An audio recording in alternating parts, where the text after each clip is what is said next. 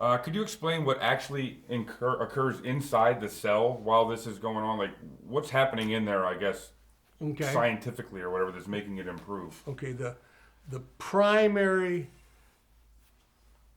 failure in valve regulator, and I want to emphasize this, all the manufacturers will get better at manufacturing, and the purity of the materials is critically important. But primarily what happens that causes PCL, and there's now an IEEE standard written around it, is that they off gas. When they off gas, what do they go off? Hydrogen oxygen.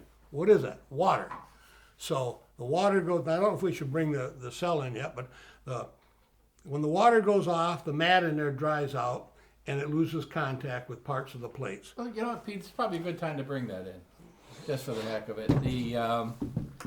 So here's a cutaway of an AGM, an exhaust glass mat cell, and so what Pete's talking about here is this white, kind of fuzzy looking, almost looks like paper towel material, but it's microporous fiberglass, and just intuitively, what's thicker, a wet paper towel or a dry paper towel? So the dry paper towel obviously is thinner. The wet paper towel obviously is thicker. So I would have got that wrong. I'm only kidding. well, yeah, but you're in marketing. Right, that's true. That makes sense. But in engineering, wet Yes. paper towels are thicker. Right. It's anyway, we're losing this. What makes this battery work is that the electrolyte saturated in the mat is in contact with the active paste material that's part of the plates, and so there's an ion transfer that goes between them. Now, if you get into a warm environment or an environment where this battery's outgassing, as Pete just said, you're outgassing typically hydrogen. You're also losing hydrogen through little leaks and even right through the plastic because it's somewhat permeable.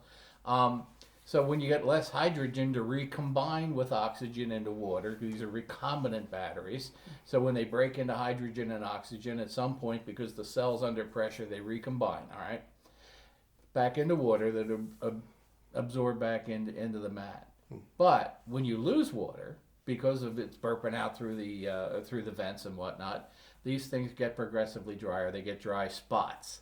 And so if you have a dry spot, the mat is shrinking away from the active material on the plates, and you get no ion transfer at those points. So the battery, to the extent that happens, the battery's losing capacity. So let's say you start out at 100%, and I'm being charitable there, but Right. Let's say you start out at 100%, you get a little dry spot, you're losing maybe 1%, then it gets a little drier, a little more loss of contact. And this slow deterioration of percentage of what's in there, how long, like, what kind of time frame does it take to It lose? really depends on the environment, primarily Okay. temperature and overcharge. You know, how much is each cell seeing in terms of charge? Right, yeah. Okay. And what's really interesting is like not all cells in a battery degrade at the same rate. Well, they may not all be in the same thermal environment.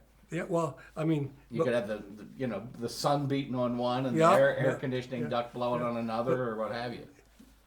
but what we've got one we just did that was real interesting.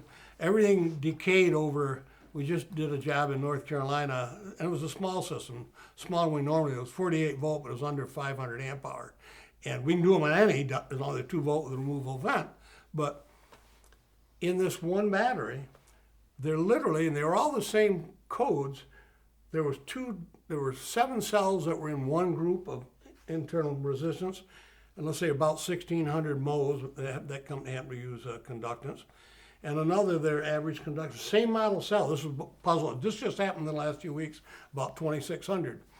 They were installed in 2000.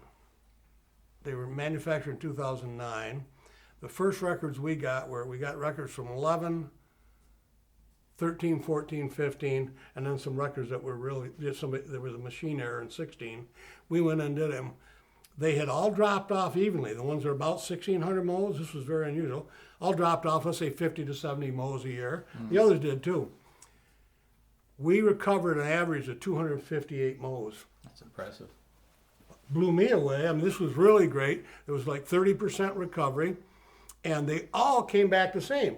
And I was thankful that we had the 2011 records, because we could see this one was the back one at about 50, this one the back about 60. One cell, it only decayed, we recovered it back to 33.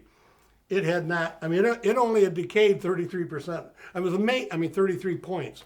I have yet to figure out how this one cell in the string of batteries was so different. They're all, you know, it was a little 4 wide, 6 high stack, you know, again, you know, and so they all don't dry out evenly or decay evenly. And I wished I had that one to dissect, but I don't. But Okay. got off track. I'm sorry. No, Well, keep going. to me, as a telecom customer, a potential telecom customer, when I first bought it, at first I didn't buy the process. I didn't buy into the process, and then Catalyst came along, and it started to look like a more viable process.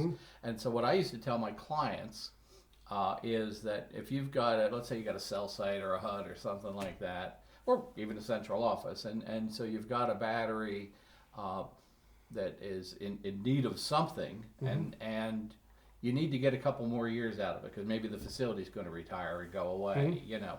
So if you needed to get, you know, a couple of more years out of, let's say a string of one or more strings of AGM 2-volt cells, and you had no particular damage on the cells. In other words, you didn't have, you know, jar cracks or positive plate growth to the point where you had jar cracks and things like that, then that was a candidate cell for this process.